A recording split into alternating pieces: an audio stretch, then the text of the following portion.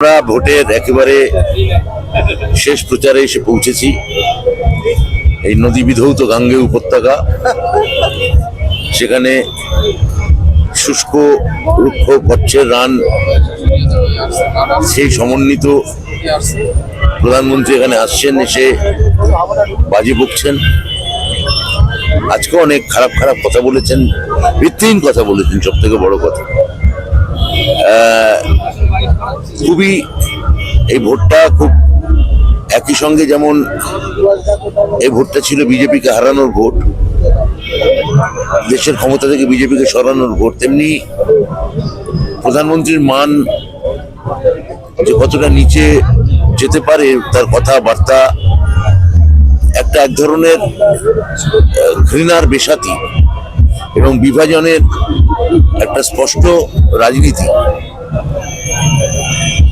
গোটা প্রচার পর্বে প্রধানমন্ত্রী ছড়ালেন। আজকে আমাদের শেষ লগ্নে আমি মধ্যমগ্রামে এসছি। আমার ক্যাবিনেটের, পশ্চিমবঙ্গ ক্যাবিনেটের মাননীয় মুখ্যমন্ত্রী মমতা বন্দ্যোপাধ্যায়ের অন্যতম বিশ্বস্ত সৈনিক, রাজ্যের খাদ্যমন্ত্রী এবং মধ্যমগ্রামের বিধায়ক রথীন ঘোষের আমন্ত্রণে আজকে আমরা এখানে ডক্টর কাকলি ঘোষ দস্তিদারের, যিনি আমাদের চতুর্থবারের প্রার্থী এবং 3 বারের সাংসদ, তার সমর্থনে আমরা এখানে একটা র্যালি করব। এবং এই র্যালি করতে করতে আমরা এটাই বলবো যে এই বাংলাতে যে সবুজ ঝড় চলছে, সেখানে এই ধরনের গেরুয়া রেমাল যেটা আসে, প্রচুর আশা জাগিয়ে আসে, কিন্তু সেই সব দিয়ে মাঝ সমুদ্রে দিশা হারায়। সেই বিজেপির অবস্থানটা ওই রেমালের মতোই হয়েছে। উনি বাংলাকে জানেন না। উনি যেমন এই রবীন্দ্রনাথের জন্মস্থান ভুল বলা থেকে যেভাবে বিদ্যাসাগরের মূর্তি ভাঙা হয়, সেভাবে একজন বাংলার কোন বিধায়ক কি বলেন, কোন বক্তৃতা দেন, আমাদের এত ভালো ভালো মহিলা স্পিকার আছেন এবং মহিলা উপযুক্ত জনপ্রতিনিধি আছে, সেখানে এই ধরনের কথা বলা মানে বসিরহাটে ওনার ভোট আরো কমিয়ে দেওয়া, বিজেপির ভোট আরো কমিয়ে দেওয়া। দেখুন, আর তো মাত্র কয়েকটা দিন বলা হয়েছিল যে, প্রথমে বলা হয়েছিল 35, তারপর 30, এখন এসে 25-এ ঠেকেছে।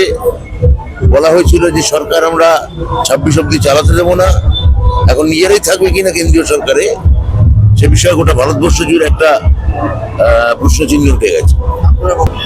আমরা পুরোটাই আশাবাদী। আমরা গতকাল আমাদের নেতা অভিষেক বন্দ্যোপাধ্যায় ডায়মন্ড হারবারের সভা থেকে যেটা বলেছেন, অর্থাৎ 6 দফায় ইতিমধ্যে আমরা 23 পেরিয়ে গেছি, তাহলে সামনে আর 9টা সিট আছে।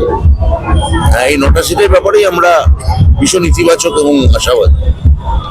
প্রত্যেকটা হেড অন লড়াই চলছে, কিন্তু প্রত্যেকটাতেই আমরা অনেক এগিয়ে।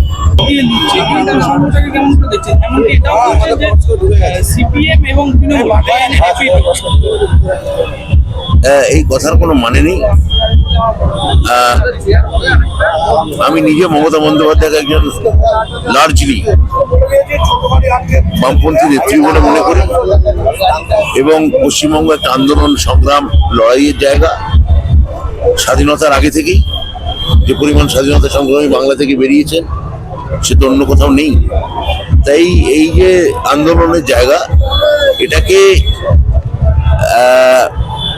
বিজেপি বা মাননীয় প্রধানমন্ত্রীর পক্ষে বোঝা সম্ভব নয়। ফলে এই ধরনের ভিত্তিহীন আজগুবি অভিযোগ, আজগুবি কথা বলছে না। বামপন্থীরা আশা করতেই পারে।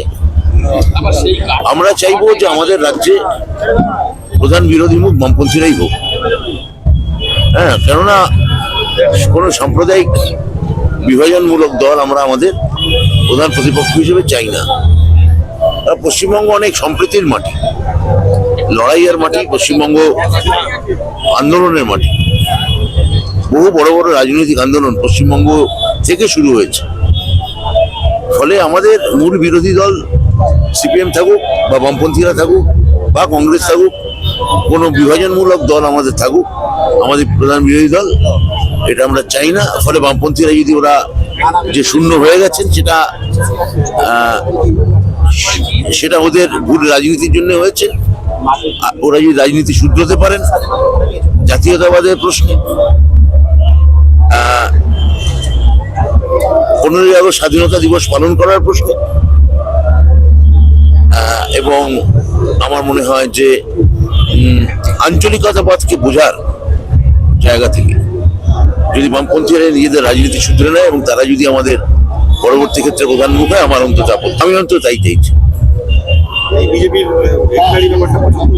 না, আমি বাংলা কখনো এই ধরনের অসাম্প্রদায়িক, এই ধরনের বিভাজনমূলক রাজনীতি বাংলা চাইনি। আমাদের দেশভাগও যে হয়েছে, আপনারা মনে রাখবেন যে মূলত পাঞ্জাব এবং বাংলা এই দুটো অংশই কাটা হয়েছে।